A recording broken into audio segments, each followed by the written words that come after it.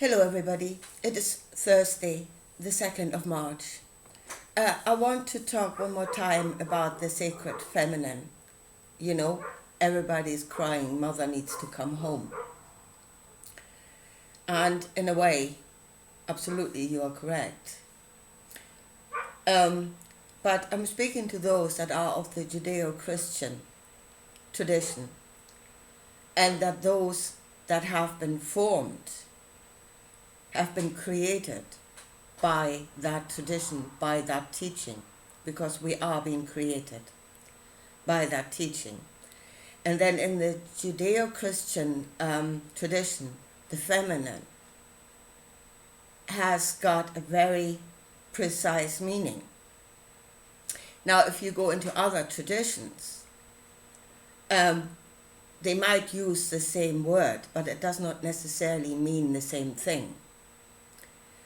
So if we're in the Judeo-Christian tradition, we must use the definitions that are in that tradition, and we must know them and we must understand them.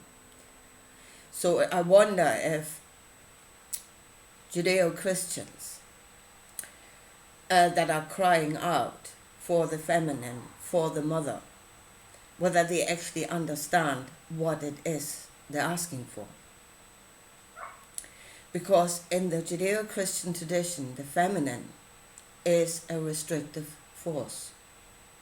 It is that which restricts, whereas the male is that which expands. And they can both be either an emotion or a thought, a knowledge. They can be either. It is just whether that the thought or the emotion causes a restriction, holds you back, limits you, or whether it causes an expansion into wherever. So that is the difference. So I say, if we are in this tradition, if we're talking about those texts, then we must use the definitions that they used when they wrote down those texts. So, coming back to Jesus one more time, what spoke out of him, a knowledge that was given, a knowledge of the Father, which is the all, but something that is contained in all. And a knowledge of that was given to him. And that was the knowledge that everything is possible, which is very much a male thought. That is the expanding, anything is possible. But it was restricted to the energy of compassion. And there is the female force that is saying, let it into this world, but bound on that energy. So there was a restriction. There was another restriction. And that is that compassion can only work when it is received. Compassion cannot rule over something else, but whatever it is you're given it to needs out of its own free will open itself up to receive. And there's a second restriction. So there are actually two female forces already, two restricting things already that are binding that idea, that thought that everything is possible. Now, whenever Jesus went even a step further, and here is, we are being given the knowledge on an energy, a knowledge comes on an energy, and we make it a knowing, and that is an angel. That is a messenger from the all, from God, from the Creator. A knowledge of him. So, again, when that messenger came, and somebody saw fit later on to name that messenger Lucifer. So that messenger itself was not all. He brought a knowledge. But when these messages come, they are what they are, and they will create what they create. What that knowledge will create what it creates. And it did in the New Testament. It created miracles. To say that even reality itself will bow to the force of compassion and to the desire to do good, to heal, to alleviate suffering. That nature itself, reality itself will bow to that. But that was the knowledge, and that is what it does. It is what it is, and it will do what it will do. And it's bound onto compassion. Now, Jesus went further out, beyond the knowledge that he was given and what it should do. But that there should be a kingdom that this knowledge should serve.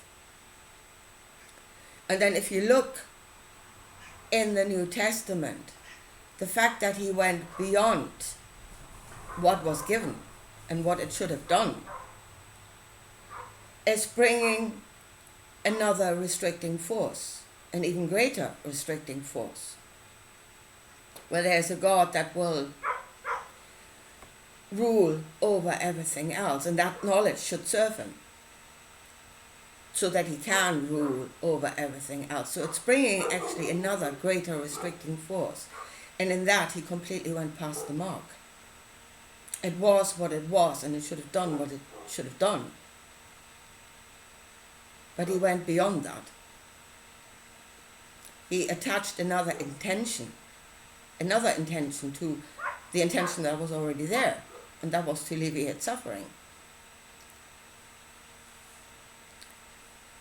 And that is what we must understand, that they are what they are, and that they will do what they will do, and to use them correctly, and to see, we're crying for the coming back of the sacred female, but we did not see that it was already there. It was already there. There were restricting forces on that knowledge. There were forces that would restrict that knowledge.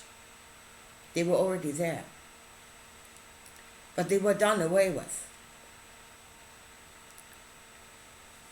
And in this world, they've been done away with completely. I mean, this idea of everything is possible has been detached from compassion completely, and it's now running rampant as a complete lunatic, free from the female force. It's gotten away from mama. It's off on its own. But I mean, and other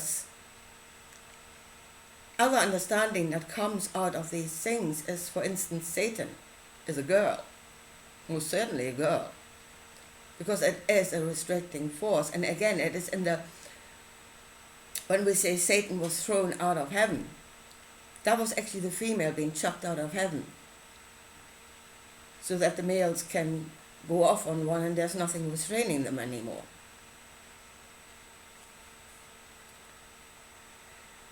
I'm just wondering, that if these teachings have formed us, if we've been in them for a long time, for generations of Christians, and these teachings have created us, but more on a subconscious level than on the conscious level, that now when Christians standing somewhere and saying, talking about the sacred female and how it must return, I wonder if they instinctively, subconsciously, actually asking for the correct thing, but do they actually know what they're asking for?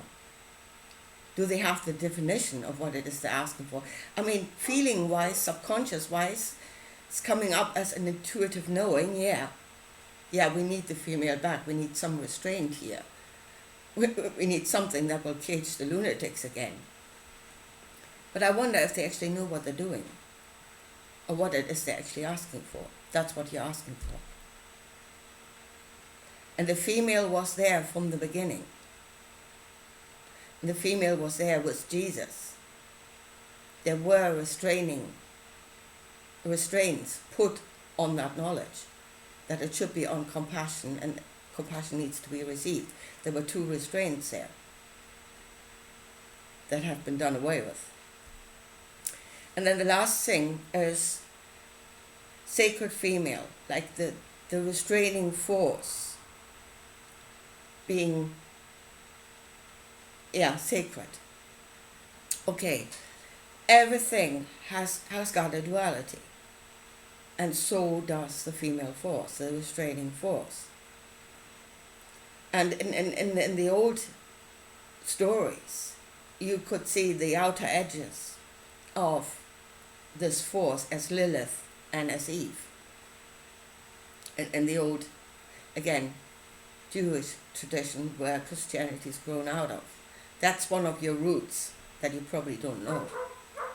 But those were the outer edges of the constraining force.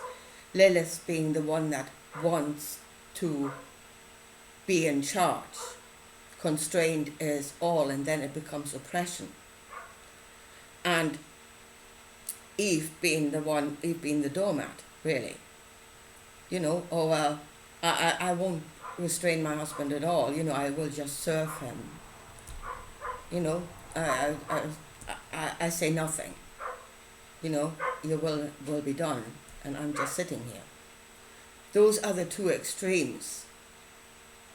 That is the duality of the female force. Now the sacred female would be the one that creates a restraint to the point that it is necessary not to rule over, but to serve life. Only to that point. And there's a point of light again. There's a restraint where the lunatics are being restrained to the point where it serves light, but not going any further than that, because then it becomes oppression. And again, you've missed the mark. It has missed the mark. It misses the mark if it doesn't do enough. It misses the mark if it does too much. There's a point in the middle that we must know. To what point should we be constrained? And then know it as good. It is there to serve us, to keep us alive. So that's another understanding that we must have. And then the kingdom that is coming is oppression. Yeah? It is a constraint, it is a female, but hell. Yeah? Too much of a good thing. So again, too far out on the oppressive, on the restricting side. And again, it creates the wrong outcome. Anyway, so those are my thoughts on the sacred female. As I said, if you are in the Judeo-Christian tradition and you're trying to understand the book of Revelation or whatever else is happening in that book, you must use their definitions for the terms. You cannot say sacred female and then go by the, Native American tradition. It's talking about something completely different. You cannot relate that to that text. And then you do not understand. Anyway, I leave it at that for today, and I'll talk to you again soon. Bye.